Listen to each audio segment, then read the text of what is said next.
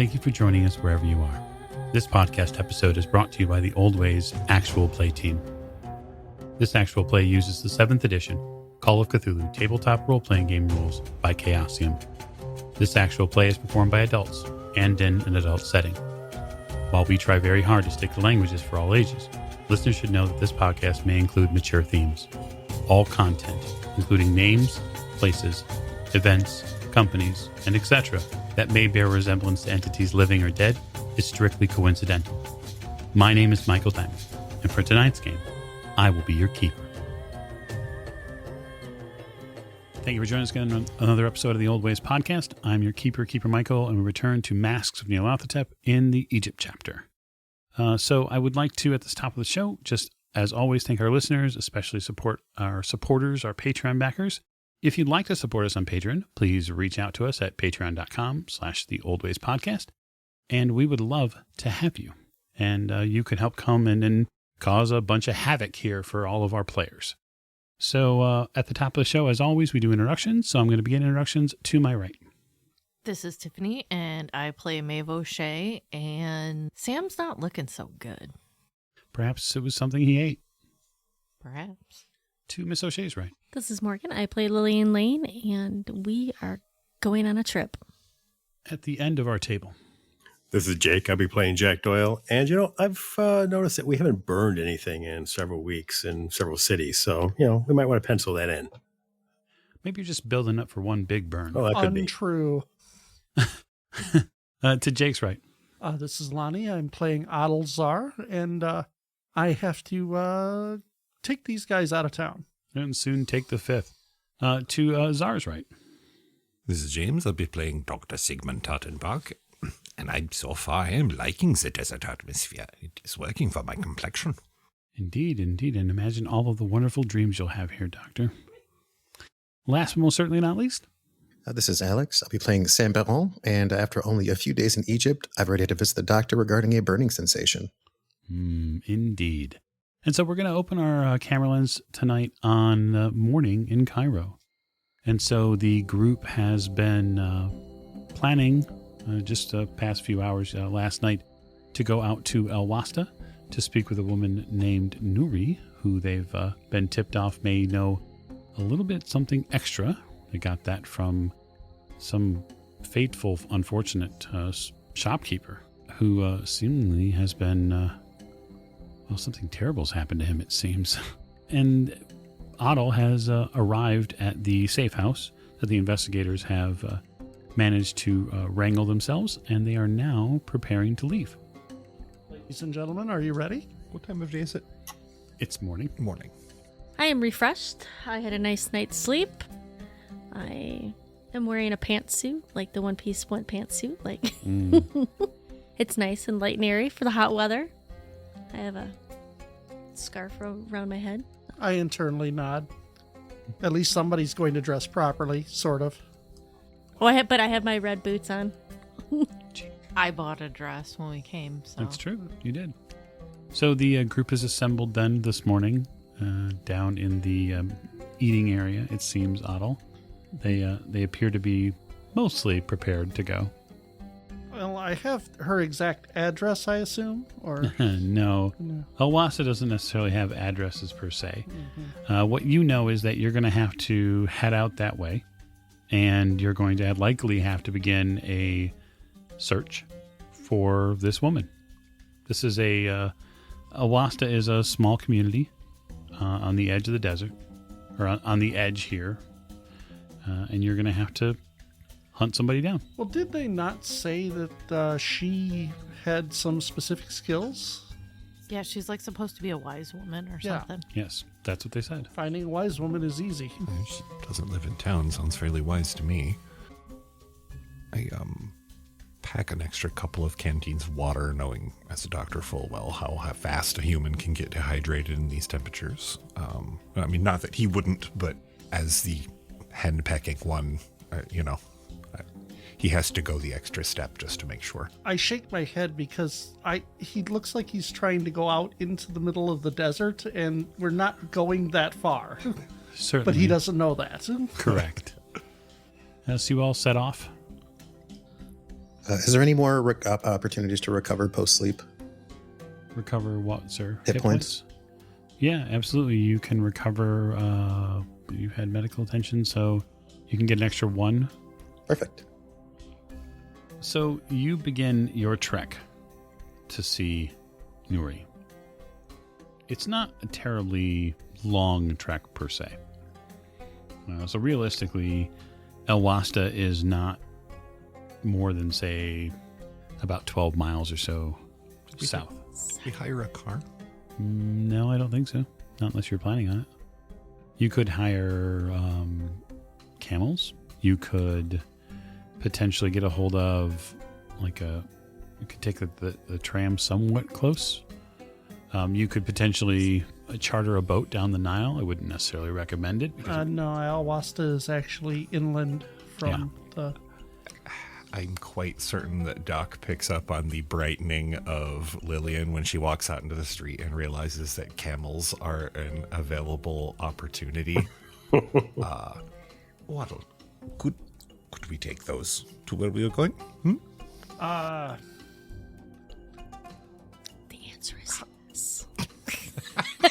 She's literally hovering next to him. Say yes. Like, I want to reach out and touch it. I'm torn between wanting to fulfill their request and knowing the sheer damage that could happen if one of them gets, forcibly removed from a camel. I am an experienced horseback rider. I'm sorry, I'm an experienced equestrian. Yeah, you are. It's only 7 miles. We're not worried about you. You can hold it. You can ride behind me, Jack, and hold onto my waist if you're that scared. Can't we just take a vehicle of some type? I You are really, no fun. I really would for you, for ease of transportation, recommend the tram, because the tram never moves and never gets stolen. There you go. So far, I suppose if we're going to go take the tram. I'm sorry, Lillian, I tried. We are going to ride a camel at some point. I agree. Okay. We are in Egypt. Offers his elbow to Maeve. Opens a parasol. I am not taking a camel anywhere, by the way, as I grab your elbow. You take the best transportation, the most reliable transportation in Cairo. In fact, you take both types of them. You use your feet, and you get to the tram. It is about 7 miles or so south of Cairo. And the tram gets you most of the way there. There is probably about a 2 or so mile walk from where the tram stops to where you can get towards El Wasta. This takes about maybe an hour or so from getting where you are to the tram in Cairo and then eventually down to El Wasta.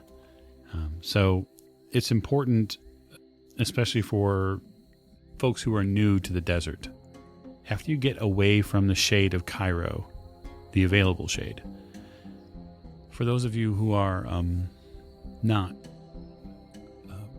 from this climate or happy to be in the climate, as some of you might be, hot is not the word for it. As the morning sun climbs into the sky higher and higher, the heat begins to get oppressive. And it's not even 10 o'clock yet. This is new for me, coming from Europe. I am not used to this environment by any means. The water doctor becomes exceedingly useful. You would probably pick up on something like that, Otto, given your tendency to be paying attention to your customers, as it were. Yeah, they're... Miss O'Shea is not laboring under the heat of the sun. Pass the water to Maeve and Lillian I pour and Jack some eventually. over a handkerchief and just wrap it around my Okay. neck. Well, I'm just going to assume for right now that, she's a singer. She works under lights, bright lights. Certainly. It's quite warm. When you get to El Wasta, you don't see very much at all, honestly. There's mud huts. There's maybe, 40 or 50 of them in the general area, with some of them dispersed a little further out. You don't see any what you would call attractions here. Although it isn't terribly far from some of the other sites around Egypt, this is kind of a little out of the way village. If Jack brought his camera, Doc is occasionally prompting Jack to take a picture like an obnoxious German tourist. Ooh, Jack. Yes, look, I brought my camera. He'll like elbow him. Look over there. That's amazing. Look. It's sand, Doctor. It's sand. I mean, come on. Have you ever seen that much sand in one place before? Come on. So those of you outside of Otto would also notice that there are no signs here in English at all. Every sign is in Arabic. Okay. Is it?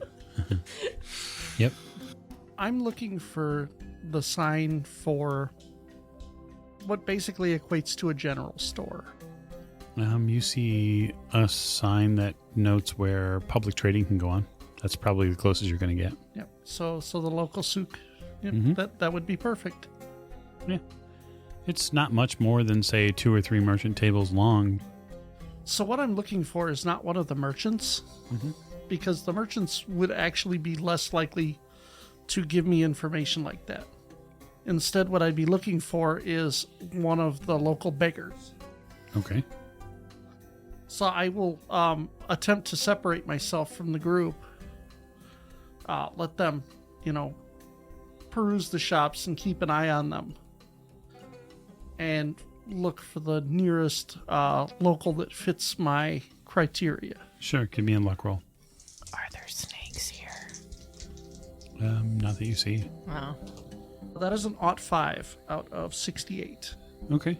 So you look around a little bit here in Alwasta, and you go down a couple of nearby alleys. Not alleys in the traditional Cairo sense, but spaces between the houses where there's a little shade, and maybe there's a place where a beggar could be seen, but maybe not sit in the oppressive heat. Yep.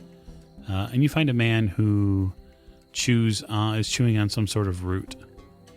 He probably has a handful or two of teeth between both uppers and lowers, and he likely has seen better days.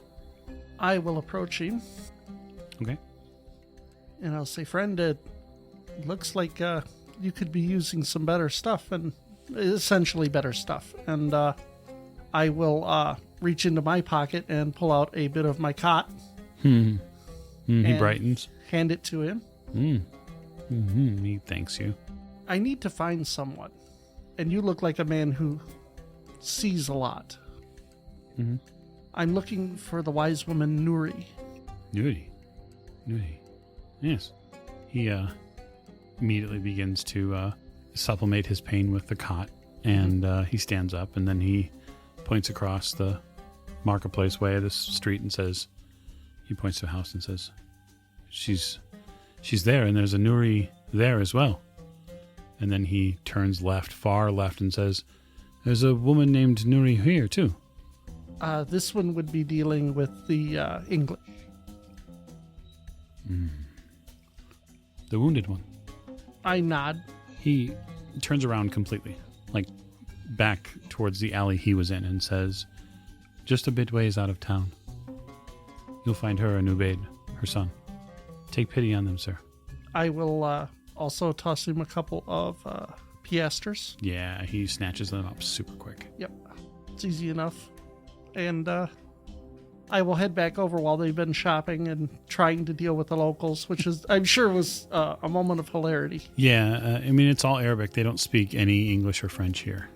So any looking over of wares, you are all, I wouldn't say accosted by Arabic, but you are flooded with words you do not understand. While Otto is dealing with the local, I was going to head over to Jack and have a bit of a conversation. So, do you actually buy this bullshit jazz singer story? No, there's something more going on. I think when we get a moment, you should maybe follow Otto, find out what's going on with him. There's something more to it. I mean, if he was alerted to us coming, there's no telling who he might be working for. Right, which is why we need to find out as soon as possible. But for now, we keep him close. Keep an eye on him. No problem. Just kind of slink away. How do you get back?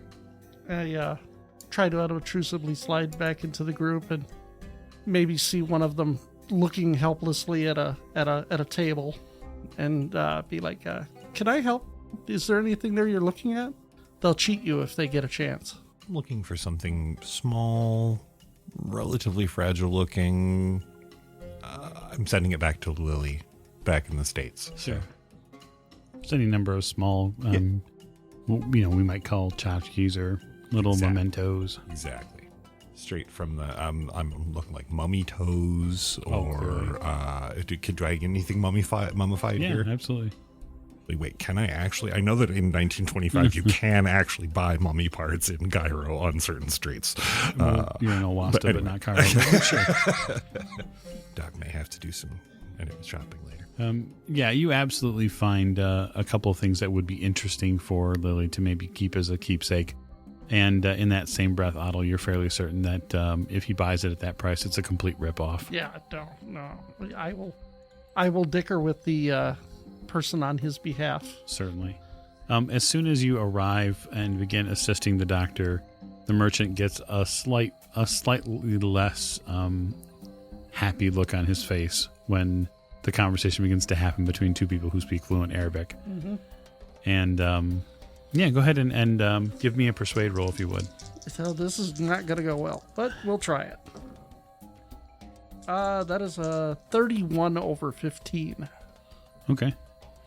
The shop owner tells you that, given the infrequency of guests of these natures, he's surprised that you would cause such a trouble for him, a man simply trying to make a living. I mean, it's a fair point. Right. It's a fair point, and they're obviously rolling in money. These are the what you would consider in that sort of trade here. These are the easy marks, right? Yeah. These are the layups that. Yeah. And he's upset that you're getting in the way of that. Well, I will just tell him then that I have to make a show of it because, Certainly. there's a performative art to it. Yes, he gets. They have a very animated conversation, Doctor, about the price.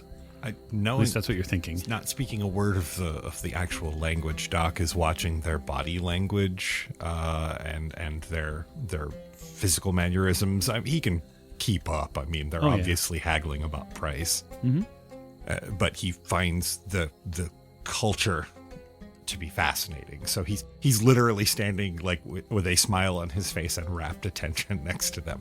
Sure. Making the whole thing slightly more awkward. Once Otto tells me how much to pay, Yep. I pay that and a little bit more for the shopkeeper's trouble. Oh, sure. As a way of showing my appreciation, for his time. He's happy to take your money. Of course. I saw him I did not foresee him shoving it back in my hand and bouncing me into the street.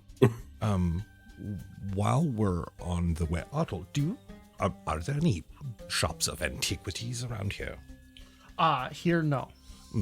When we get back to the city, can you show me some? I am fascinated by the history of this place. You have to understand that most antiquities go directly to the British. There are some people who do sell some things privately. There are some people who sell things less than honestly. Well, but and you'd be aware that there are several. There's an entire trove of stuff at the Cairo Museum. yeah. Wonderful. But as far as shop goes, if you're talking buying things, Right. approach a private collector. Well, wonderful. I will pull Miss O'Shea aside, and I will tell her, I think I found the woman. She lives a little bit outside of town. And I point in the general direction. Evidently, there was some great misfortune that happened to her and her son. Okay.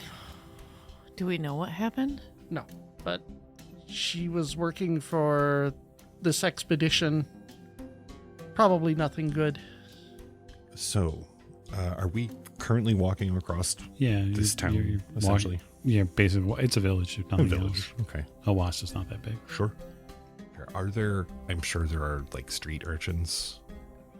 Maybe a few. I don't know. Children in the street. I mean, like Probably. Okay. Yeah. Take a handful of just my change out of my pocket. Hold it over, like as in hands out, and sprinkle it into the hands of the kids. 2, 3, 4, 10. Yep. And suddenly you have 25 kids Oh, yeah. who are now all parading around you, yelling and screaming and hooting and hollering.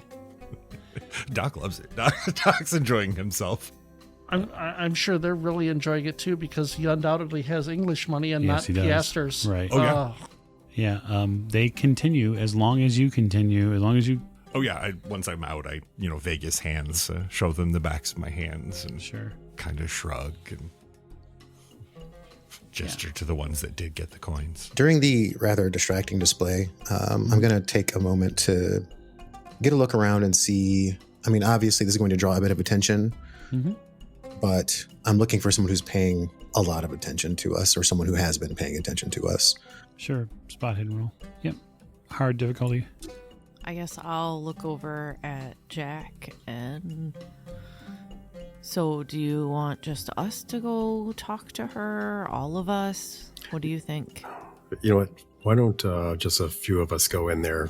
Maybe you and Doctor, maybe Lillian. Probably less, and of course, Otto. The doctor's surrounded by kids. I don't think they're going to be leaving. Okay, well, then you, Lillian, and Otto. The rest of us will stay outside. Keep an eye on things. Go ahead, Lex. 19 out of 58. It's a hard success. Okay. Yeah, you sift through the people, the swarm that has surrounded the doctor and some of the other folks in the troop now. And with the group that has kind of surrounded the doctor, Sam, it takes you a while to get a bead on really anybody in here.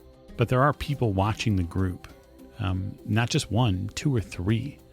Some of them from the insides of these mud huts to some of them on the street. The entire group is being watched as it moves about Awasta. I guess specifically I was kind of looking for, I feel like a bunch of people are going to have some sort of reaction to whatever the doctor's doing. Mm-hmm. I'm looking for someone who is unimpressed, if that makes sense. Oh, yeah. Actually, most of the people here, the adults are unimpressed. Okay. So I guess I will inconspicuously watch them back. Very well. I shall keep that in mind. Okay. After a good 10 minutes or so, you get to a somewhat remote mud hovel, honestly. It is not very compelling of a residence.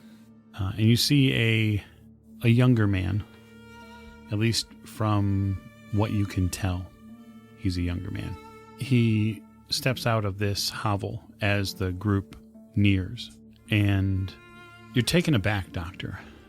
That's really the first thing that you notice about him is something that is very telling. He has been harmed in some way physically in a terrifying and terrible way. And what I'd like is every person who is at the Carlisle estate, I would like you to give me a spot hidden roll. At a 58 out of 88. 41 under 80. 8,699. No, that's a 0. Oh, no. Okay. Yeah, I got a 40 under 40. So, tie. Okay. Yeah. So hard. 58 out of 75. Okay. So I think that's everybody. So you're all struck by this gentleman as he walks out. A large portion of his shoulder has been mangled. And if you didn't know it better, you would say he suffered a similar fate and perhaps survived an attack like what Mr. Gray took place, where he was bitten by a terrifyingly large beast. Right arm and shoulder and the right side of his face have been gouged away. Doc is very politely waiting for someone to tell him it's okay to examine the poor boy. He's a man. With these wounds, and as him as a doctor, he's a poor boy. I'm sorry, this poor kid. But he seems to kind of favor his right side, obviously. His neck tilts a little. You can tell that the depression in his right shoulder is significant. A large part of his right bicep seems to have been eaten. So most of this, I mean, this is all recovered and is now scar tissue. Oh, yes. This is okay. This is recovered for years, so there's not Maybe not years, but yes. a while. Okay. He steps out of the hovel doorway and looks at you as the last vestiges of the children are still kind of watching you from far, far off. Did they visibly just, like, when they saw where we were going, just kind of, like, not go there? Absolutely. They completely peeled off. Okay. He looks at you all. Step forward. Hello. Is this the house of Nuri? Nuri is within. You are her son. I am Ubain. It is a pleasure. He seems to nod, like almost to bow a bit forward. Mm-hmm. You can tell that there's obviously some change in his speech pattern, some difficulty he has. Is she available to speak? You heard a gurgling sound in the background, like from the darkness in the hovel. Is she well? He shakes his head. No. We do have a doctor. I have a doctor here. Perhaps he could help. He shakes his head. I don't know. I worry for her. May I? He looks confused. Doc has since moved over by the door, but is waiting patiently outside because it would be incredibly rude to go inside without. If I may, can I bring the doctor in to examine her? There are things that he knows that I certainly do not. You hear from inside the mud hovel.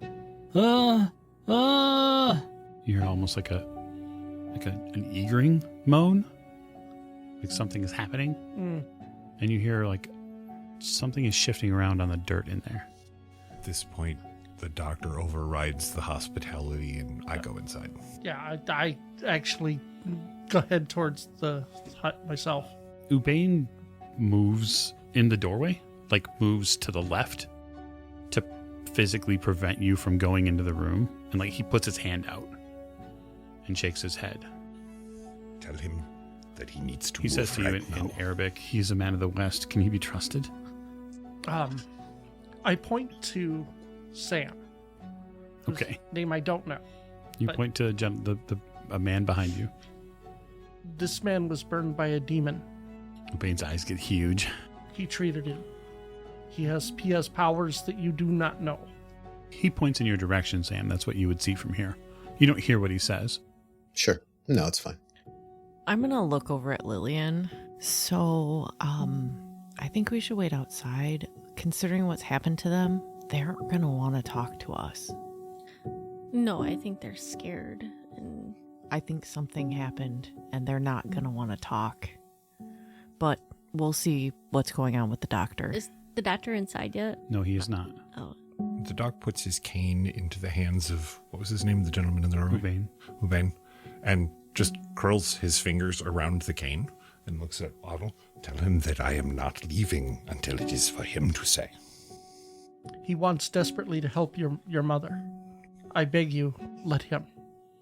You hear more urgent moaning, not pain, doctor. Right. Almost like excitement. Okay.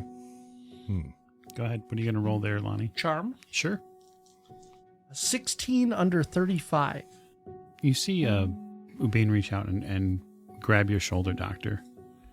And you can tell this man was a laborer.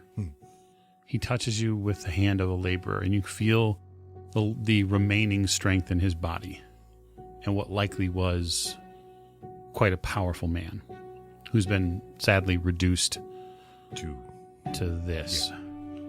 And he says something in Arabic, and you pick it up immediately, Otto. And he says, please treat my mother well.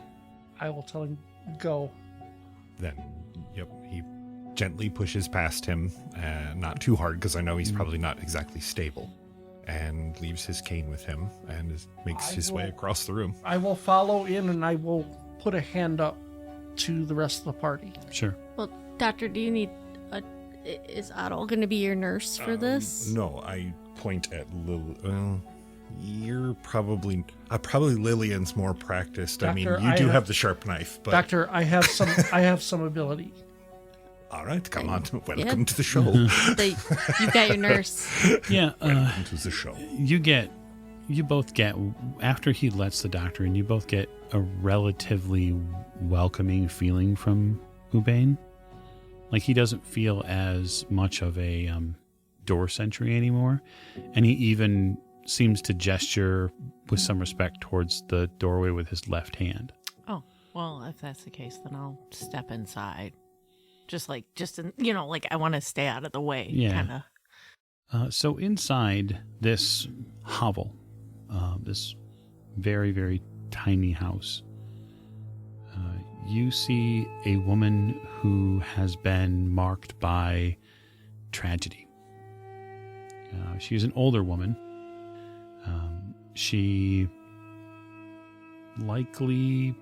probably, doctor, is prematurely aged beyond her years.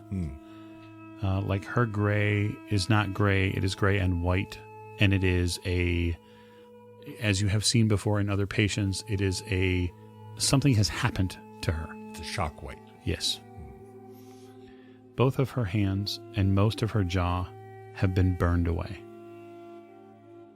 And so this likely once valued member of the community, as a wise woman, probably a nurse or midwife in some regard, is now reduced to not being able to touch, not being able to talk. And you instantly know there is nothing you can do for her. Can make her comfortable. In a medical sense, yes, but right. But there's nothing I can do, like, to help her. No. Well, I administer a very small amount of laudanum. I don't want to go with straight, like, IV opium or anything, but I give her a small amount of laudanum to help calm her down some. She makes an awful lot of happy noises when she sees you, Doctor. She seems genuinely excited. I keep the bedside manner smile on my face, and I have Otto translate for me as best as he can. Adel, she's not speaking Arabic. She can't. She has no lower jaw. No, I mean, has. When I speak to her, Okay. I am a doctor, and I am here to help you.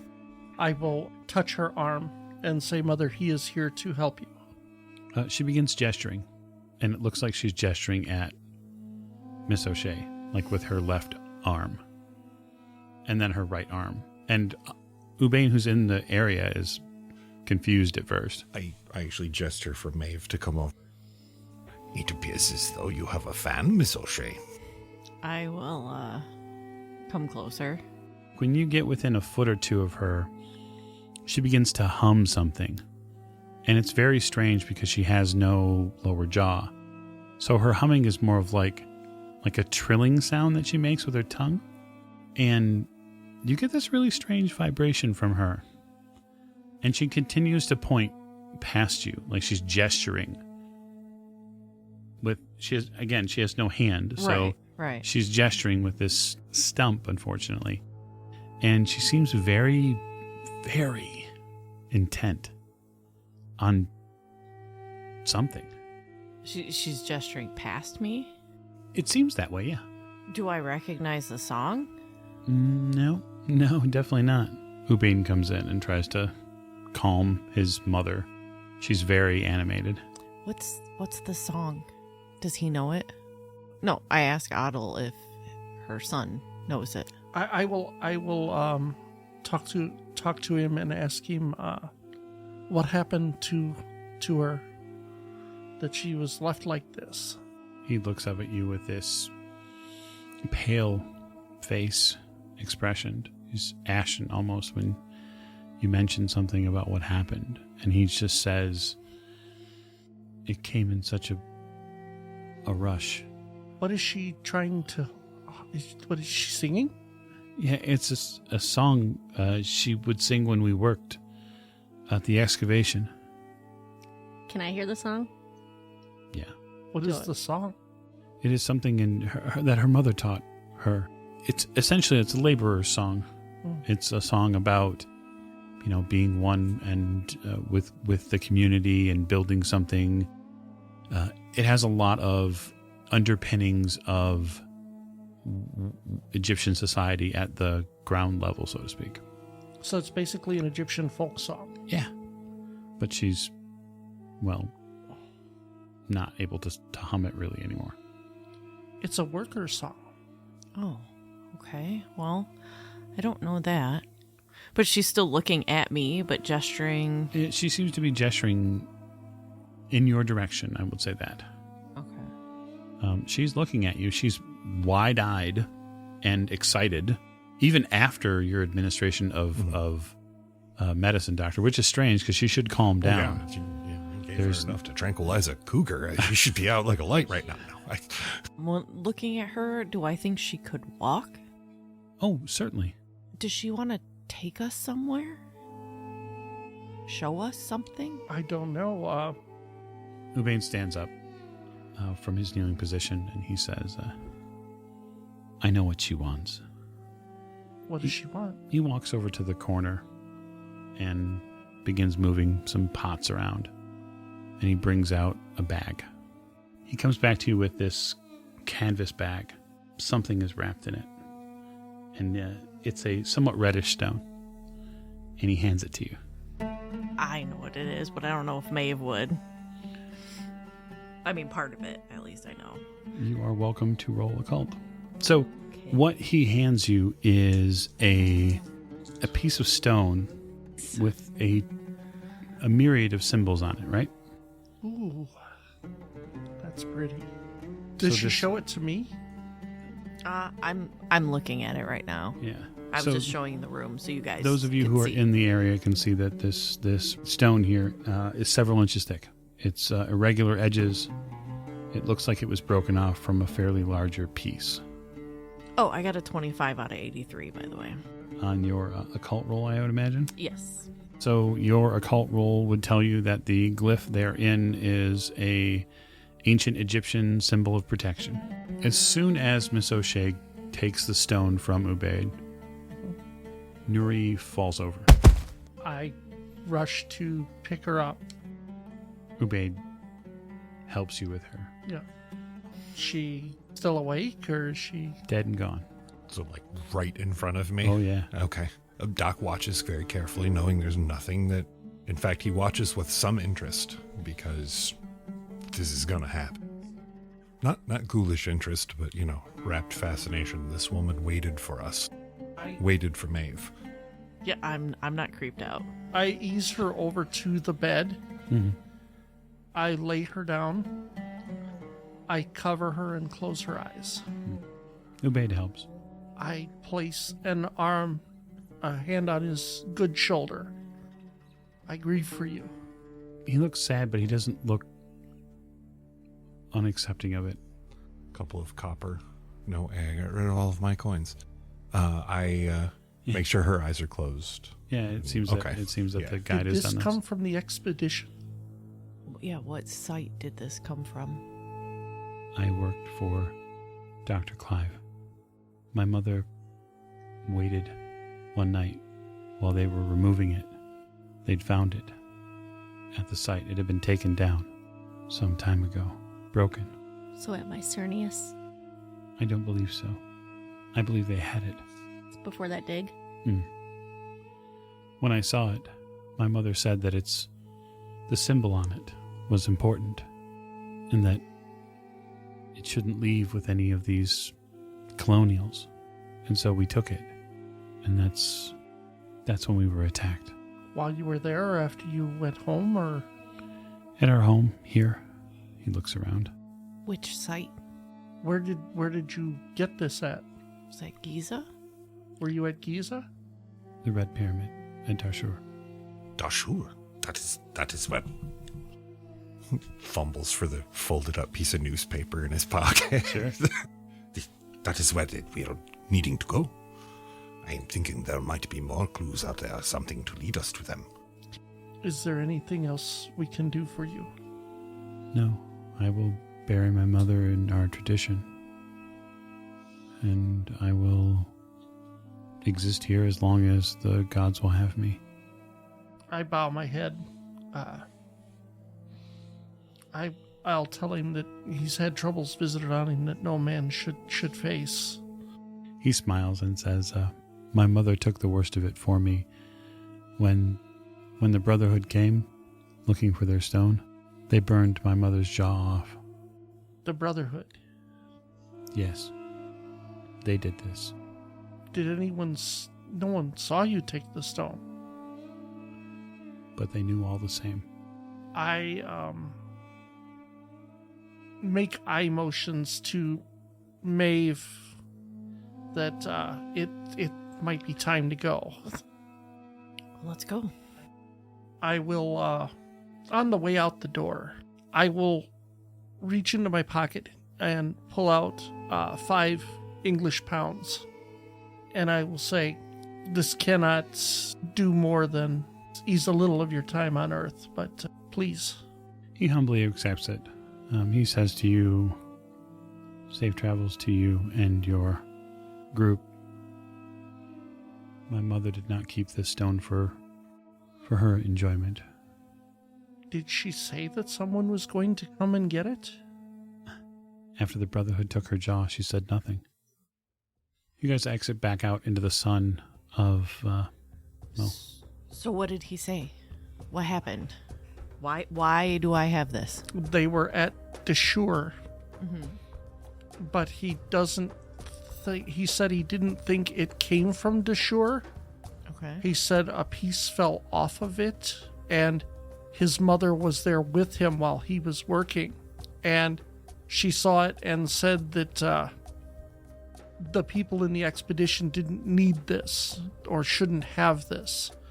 And so they took it, and after they took it, he was attacked by something, and the Brotherhood came and burned his mother's jaw off. So she couldn't talk. Yeah, that's what I figured as soon as I saw her. They're trying to cover their tracks. It's almost Shakespearean. It's tragedy. There was a stop that they made after Giza, but before Dashur. They stopped at Sakura. It was a Sakura? I believe that is how you say it. With an S. It was a second encampment before Dashur.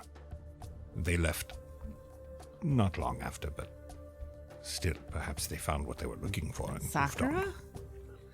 That's where they were? Sakara. Yeah, is that where they were? They who? Oh, whatever he's talking. The Carlisle expedition.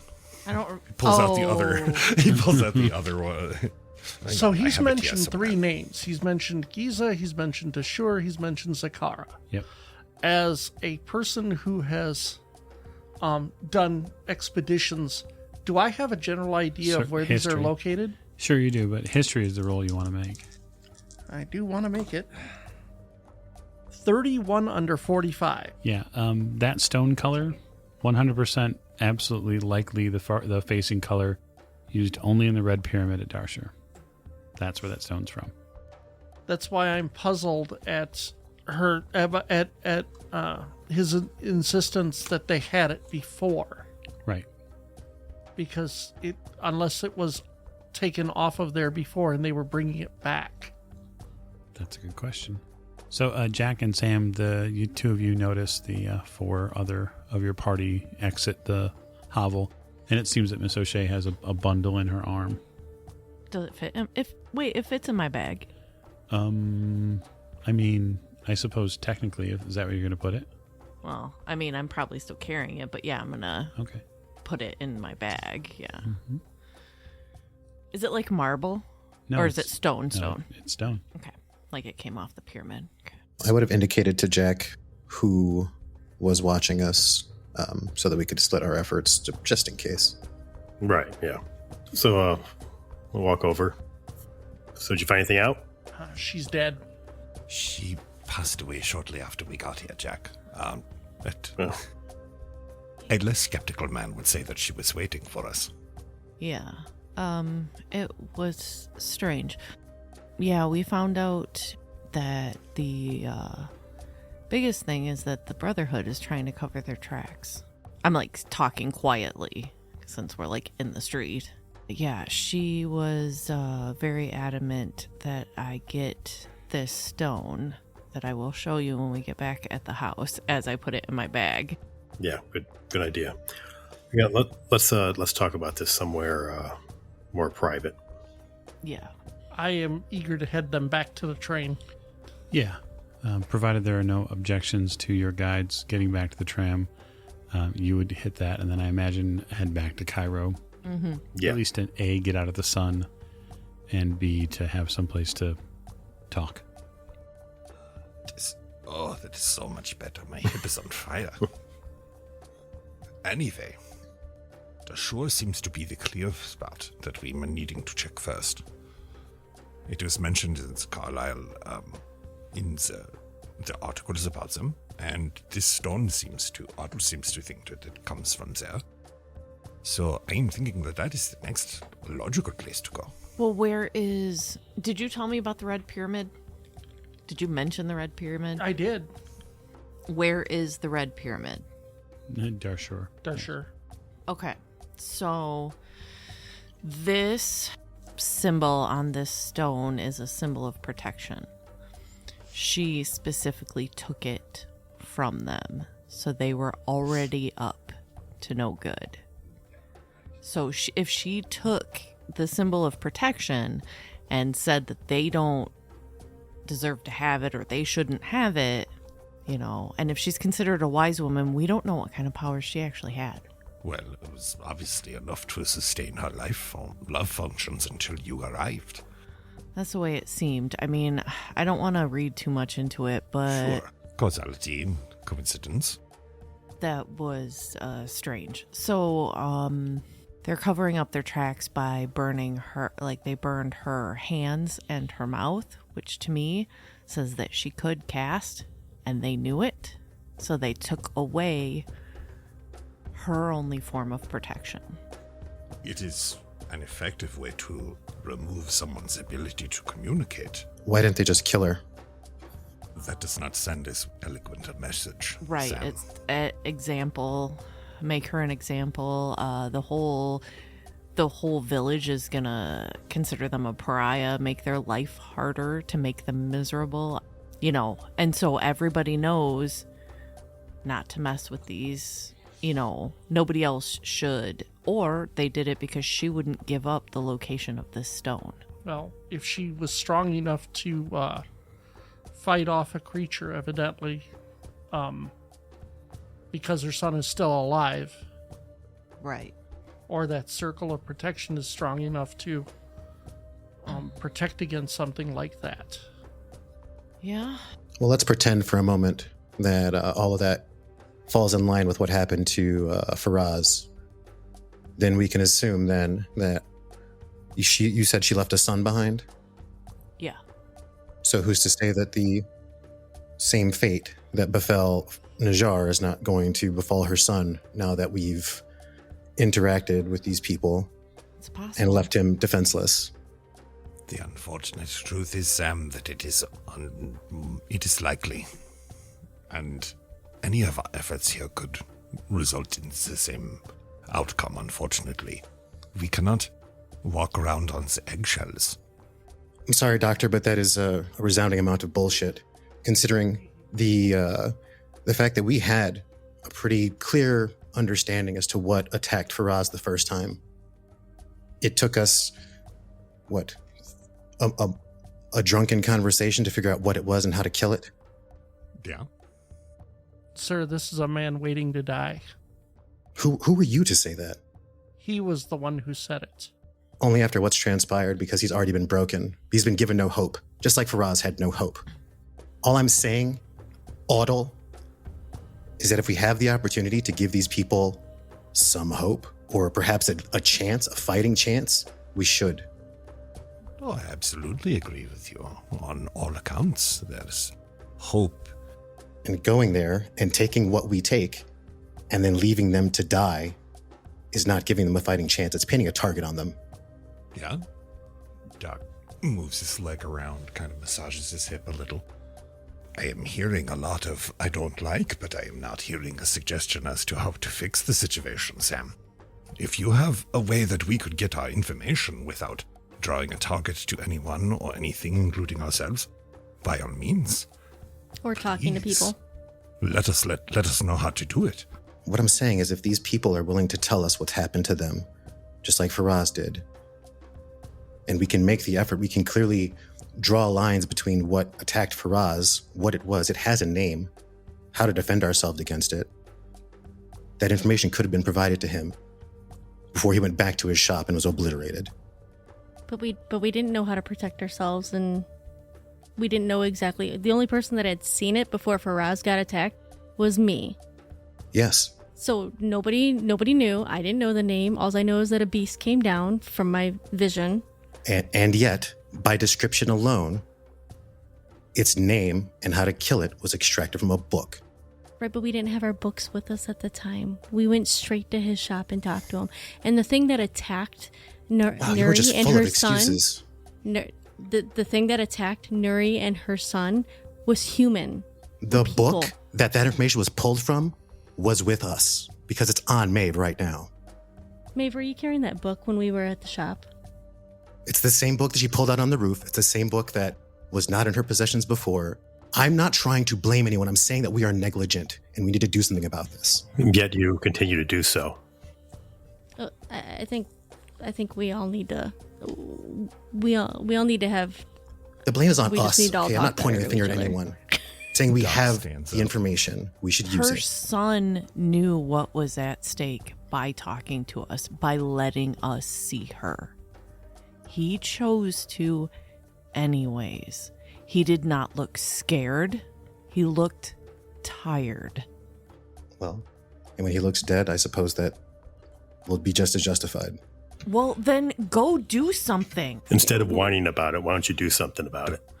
I would like to, but that information is not in my purview. I don't know the description of this creature. I wouldn't know where to begin looking for it.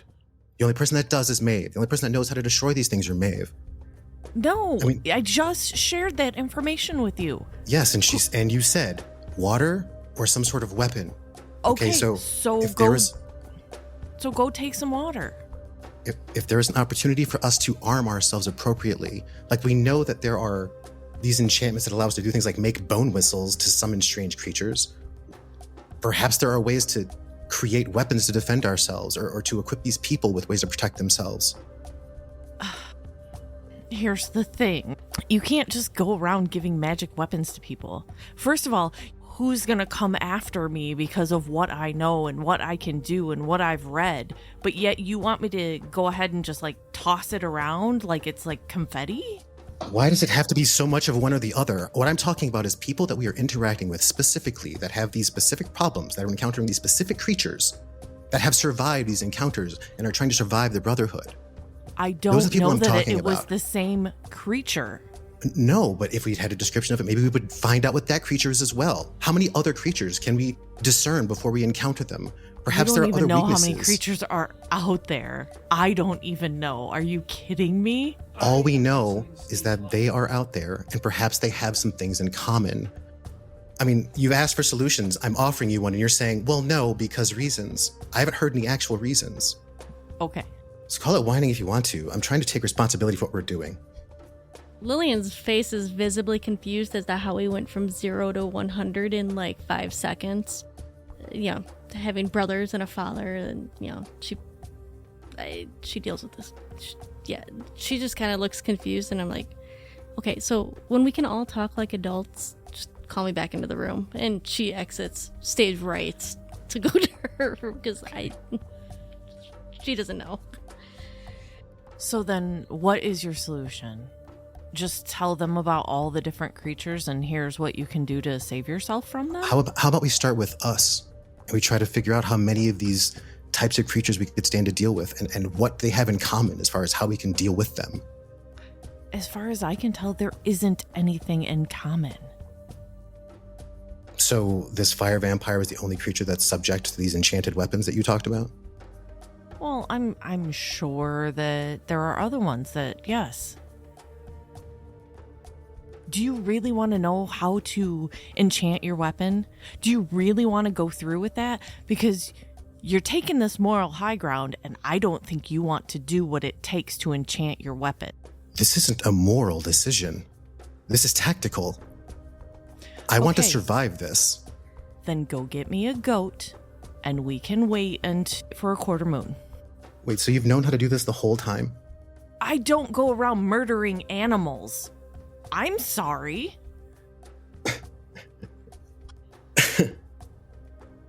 I don't kill innocents. I don't know what made you think that I just, do all this stuff without any kind of moral compass. Just because I know how doesn't mean anybody should. It doesn't mean I should. So I guess if you're fine with killing a goat, sure. And you have to do a lot of things, and you have to be awake all night, and there's a big ritual. And it's not like it's easy to do. First of all, it's taxing. It's tiring. You might want to save your power somewhere else. But that's up to you. I know how to do a lot of stuff, yes. Does it mean I want to do any of it or use any of it? No. I don't want to cause harm to people who don't deserve it. If it's part of this cult that's coming after us, that's one thing. Think what you will. I think a goat is a small sacrifice to make when dealing with creatures from beyond. It's a slippery slope. Isn't it, though? I lean back. I think about when the quarter moon might be. Oh, all I'm doing is writing it down for him. He can do it himself. Goats are size 50? I think you're going to need something a little bit larger than a goat. Okay. I think you might need a camel. A camel? Okay. Yeah. Because I put goat in parentheses. Would Okay. a- Well, then go buy yourself a camel. So would a person be? No, yeah. I mean, technically, yes, a person is size 50 usually. Yes. Yeah. Well, as one does. Okay, so March 1925, first quarter moon is March 2nd. So that is probably a couple of days ago. Maybe a day or so ago. Yeah. I mean, you'd probably still be within... You could probably do it. I'm not doing it. So I guess I would like to know then, in summation, for the rest of the day, what are the group's plans? I'm going to write out the spell for him. Okay. That won't take you the whole day. No. What time is it? It's roughly noon. Oh, that's it? Yeah. Feels so much longer after that discussion. Well, that's not my problem. I'm gonna go, I'm gonna put on a sun hat and, I know the doctor went upstairs, right? Mhm. Okay. I'm gonna go knock on his door. Come in. I just kind of poke my head in. So we have some time left in the day. Did you want to go for a walk? I know we were just walking, but, it's something a little bit more leisurely.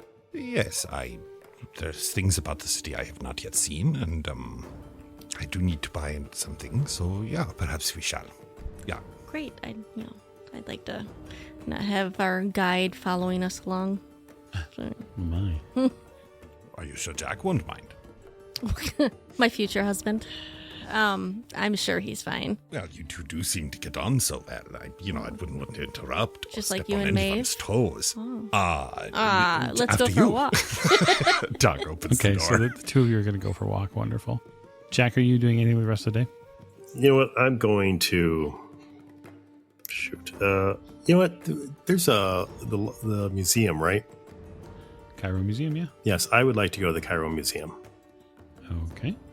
A wonderful place. Yes.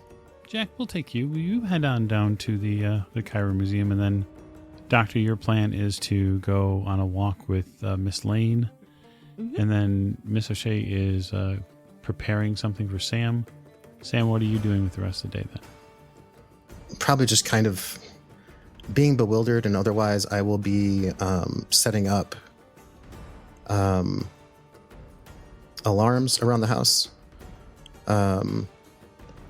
Just to monitor comings and goings, back door, front door, just things I can use to indicate whether or not they've been opened or who's coming or going.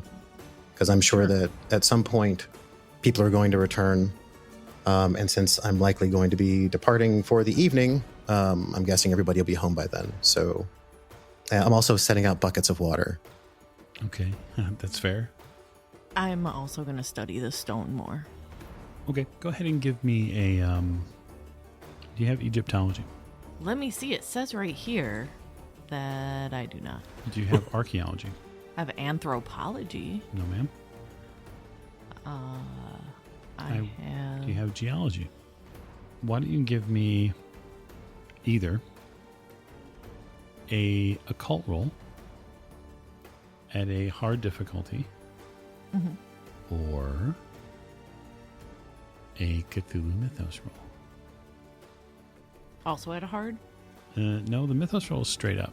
Oh, okay. Are you using any tomes as reference? If you're planning on going that route.